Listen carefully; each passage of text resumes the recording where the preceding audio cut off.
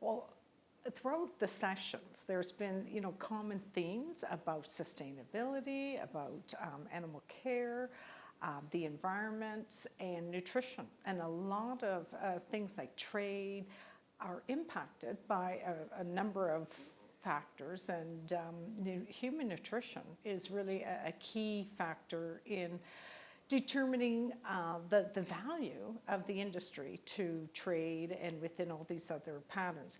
So it's really important to have nutrition and health on the Congress agenda, because that is what the consumer is purchasing.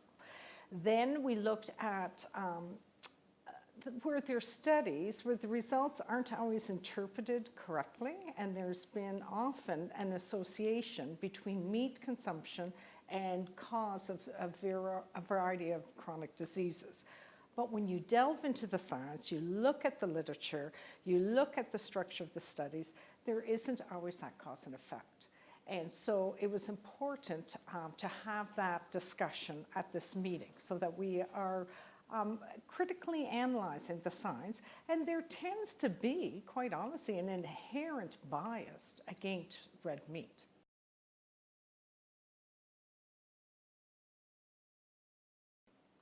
Well, it wasn't a cause of cancer. There was a report, this international group that met and looked at, they were doing a hazard analysis. And they were looking at the research to find out, is there a hazard with eating red and processed meat with an increased, is there a hazard with this food and cancer? So they looked at the research. They did not come up with a unanimous agreement, which is very atypical for this organization. Usually they look at substances and everyone is on board. There was some discerning votes around the table that did not support the conclusion. I think we really need to be careful with cause and effect. There might be an association, but it isn't a cause and effect. And we saw in one of the presentations where, if meat consumption was going up, but the incidence of the chronic disease decreased. And yet we have this perception within the health professional community. Some folks, associate red meat with a variety of chronic diseases, which really isn't substantiated by the scientific body of evidence.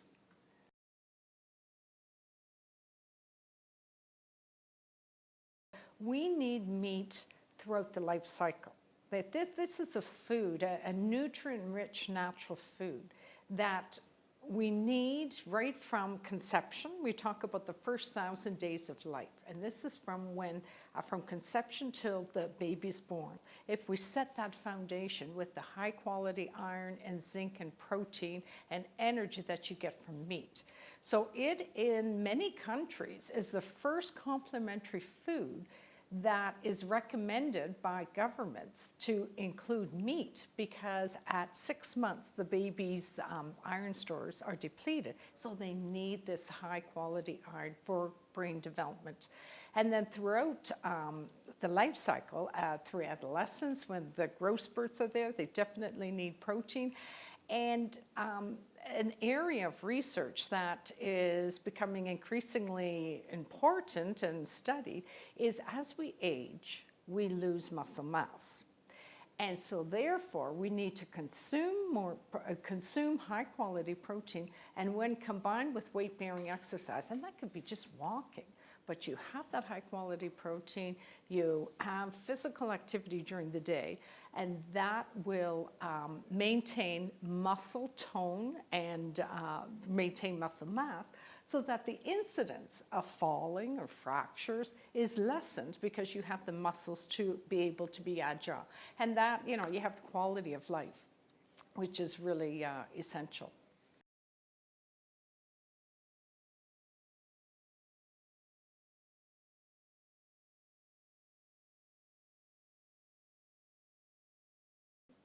I think we've always focused on the consumer because that is the end user of our product.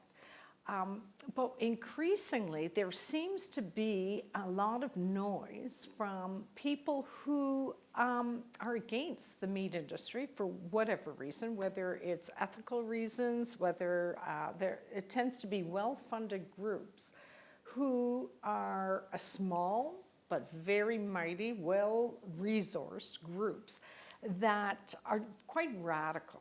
The meat industry, we've always promoted the balance. You know, here's good nutrition. We are talking about wholesome, multiple nutrients. You get a lot of good nutrition from a small portion of meat. That, you know, you don't need a lot.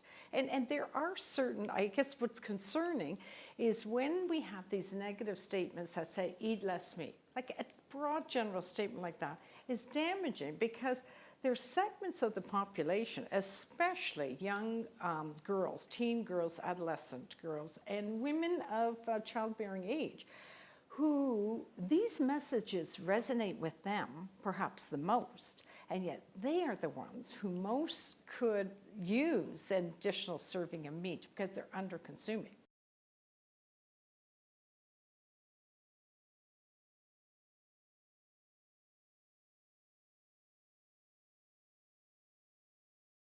They are subjected to the popular press too, which has negative stories about meat. So perhaps they get some of their information that way. But I think by and large, we do try, the meat industry tries to reach out to these health professionals, providing them with the credible information.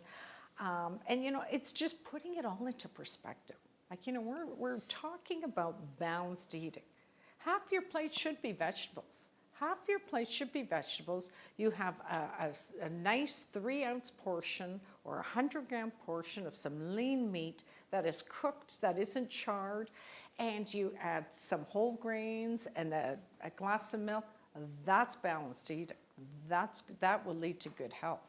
But to eliminate, to change that vision of that plate, it will not perhaps give you optimum health. And that's what we're all looking for.